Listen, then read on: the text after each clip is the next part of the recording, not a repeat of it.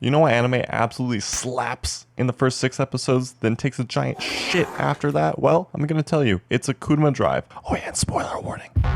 This show starts with some of the best world building I've ever seen, full of crazy awesome neon lights, cyberpunk vibes, and awesome characters. Even the episode titles reference 1990s movies that loosely resemble what happens in each episode. The main character, awesome design. Then everything goes downhill when she tries to buy some takoyaki. Arrested!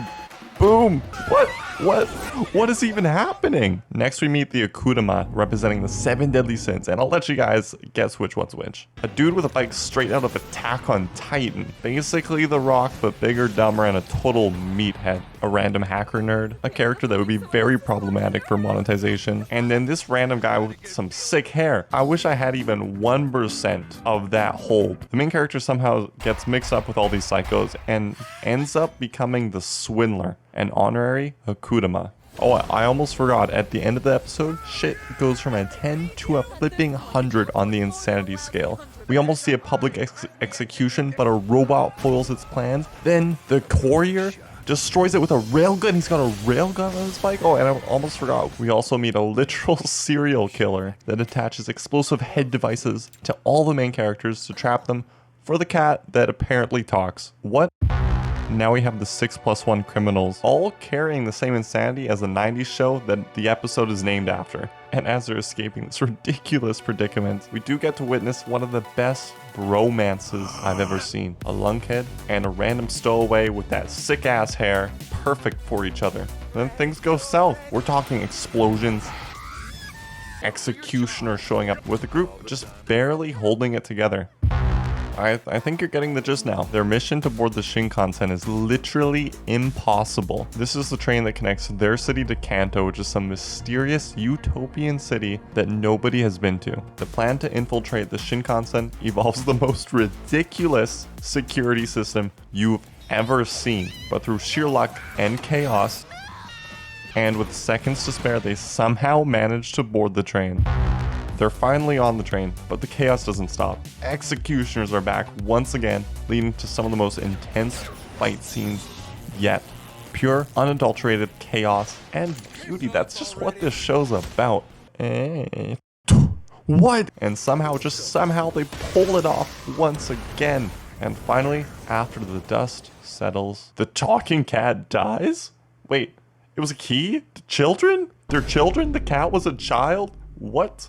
Okay, this is where things start to feel a little bit off. You go from insane, awesome fight scenes, perfect world building, mystery with Kanto, nuclear fallout wastelands, right? And then you'll see what I mean. Hacker actually sacrifices himself to explore Kanto in this episode, leaving the group shaken. Oh, actually not that much shaken. They're a bunch of criminals, but you get what I mean.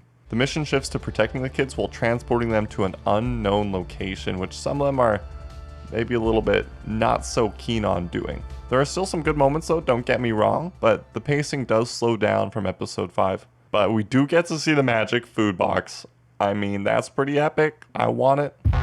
Through some bullshit and unkillable kids, they, once again in episode 6, win one of the fights. Pure luck. But then, the episode delivers one of the best fights in the entire series.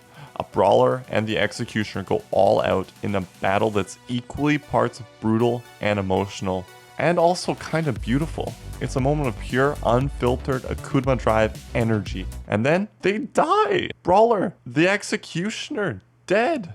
It feels like the end. And it honestly should have been. That bromance, only 3-4 episodes of... We need more. We need more.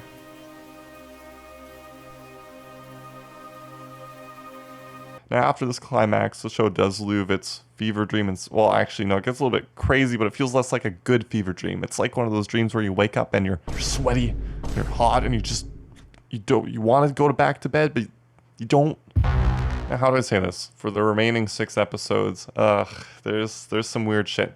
The main character changes her appearance, which is fine, but some of you D-gens out there might complain about that. Honestly, though, the writing turns kind of bad. You know, through the kids going to explore the moon, which is a rocket ship, but the moon's actually a projection. Then the kids turn into hard drives, And then the hacker guy comes in the and there's this like insane sequence of colors and lights and hacking that doesn't even make any sense. And what the is even happening? The show got weird space, like, oh my goodness. And then the last episode turned into, as you can tell, has put a lot of emotional pressure on me. At the end, Rogue One. I don't know how to feel. Like I said before, we saw that the first 6 episodes of Akudama Drive are a masterpiece. They're chaotic, they're insane, they're full of pure energy with some of the most unique characters, designs, and art styles in modern anime. Something that maybe would have pushed me back a few years really, gripped me because of how beautiful a lot of the scenes were, and how just chaotic it all was. But after that, the show just, I feel like it fell apart. So yeah, Akudama Drive is the best 6-episode anime. Feel free to roast me in the comments if you disagree. But yeah, that's my hot take. Like, subscribe, because I only have like 1 subscriber right now, and peace out.